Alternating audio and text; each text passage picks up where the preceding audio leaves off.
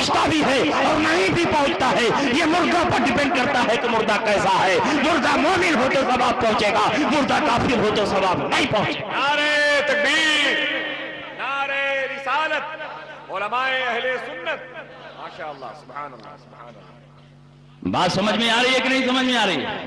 اہل سنت والجماعت کا مسلک سمجھ میں آ رہا ہے کہ نہیں سمجھ میں آ رہا ہے؟ یہ کہتے ہیں کہ اگر ایصال ثواب جائز ہے اور درست ہے تو صرف ایصال ثواب جائز ہے۔ آپ لوگ سامنے کھانا رکھ کر کے فاتحہ کیوں کرتے ہیں؟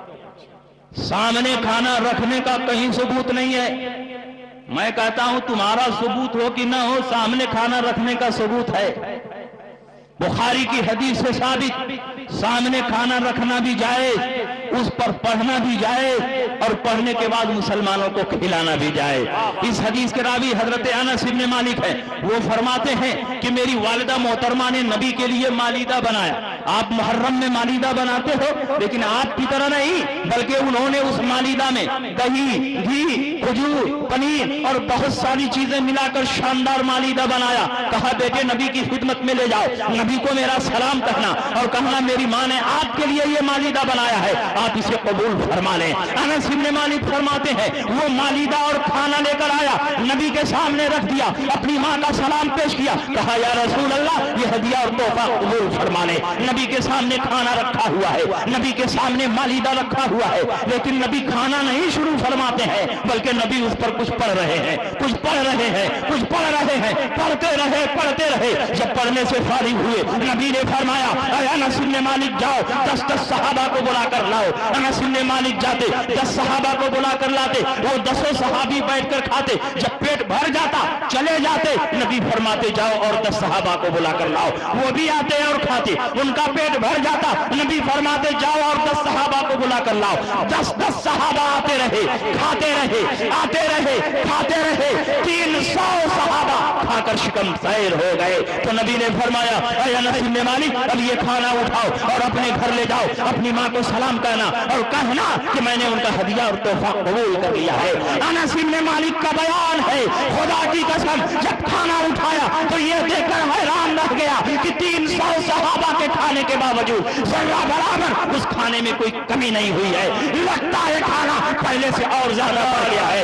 یہ حدیث جہاں نبی کے معجزے کو ثابت کرتی ہے، نبی کے اختیار کو ثابت کرتی ہے، نبی کے تصرف کو ثابت کرتی ہے، وہی اس بات کو بھی ثابت کرتی ہے کہ سامنے کھانا رکھنا بھی جائے، اس پر پڑھنا بھی جائے، اور پڑھنے کے بعد مسلمانوں کو کھلانا بھی جائے۔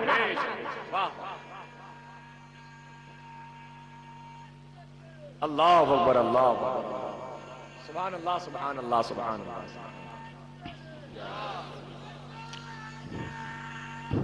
زندہ آباد، زندہ آباد، ماشاء اللہ، اللہ اکبر، اللہ۔ اب آپ بتاؤ تینوں باتوں کا ثبوت اس حدیث میں موجود ہے کہ نہیں؟ نبی کے سامنے جب کھانا رکھ دیا گیا تو رکھنے کا ثبوت ہو گیا کہ نہیں؟ نبی نے اس پر پڑھ دیا تو پڑھنے کا ثبوت ہو گیا کہ نہیں؟ اور نبی نے صحابہ کو کھلا دیا تو کھلانے کا بھی ثبوت ہوا کہ نہیں؟ تینوں باتوں کا ثبوت اس میں موجود ہے، لیکن یہ کہتے ہیں ہم کو یہ حدیث نظر ہی نہیں آتی۔ ارے سرما بھوپانی لگا کر حدیث تلاش کرو گے تو کوئی حدیث نظر نہیں آئے گی، بریلی کا سرما لگاؤ تو ساری حدیثیں نظر آئیں گی۔ اگر حدیث دیکھنا ہے تو بریلی کا سرما لگاؤ، اور حدیث سمجھنا ہے تو امام احمد رضا کی طرح اپنے اندر عشق مصطفیٰ پیدا کرو، عشق محمد جو پڑھاتے ہیں بخاری، آتا ہے بخار ان کو بخاری نہیں۔ تینوں باتوں کا ثبوت موجود ہے۔ ایک صاحب کھڑے ہوئے، کہا تب یہ بھی بتا دیجئے کہ حضور نے اس کھانے پر کیا پڑھا تھا۔ میں نے کہا لگتا ہے یہ رانچی کے پاگل خانے سے آ رہا ہے۔ ارے اللہ نے تم کو دماغ دیا ہے، حضور علیہ السلام نے اس پر کیا پڑھا حدیث میں اس کی کوئی تفصیل موجود نہیں ہے، لیکن یہ موجود ہے کہ نبی نے پڑھا۔ بخاری میں ہے ثم قال فیہ ماشاء اللہ، مسلم میں ہے ثم تکلم بماشاء اللہ۔ جو اللہ نے چاہا وہ نبی نے پڑھا۔ جب اللہ کے چاہنے سے نبی پڑھ رہے ہیں اور نبی کی زبان وحی الہی کی ترجمان ہے تو اس زبان سے نبی کیا پڑھیں گے؟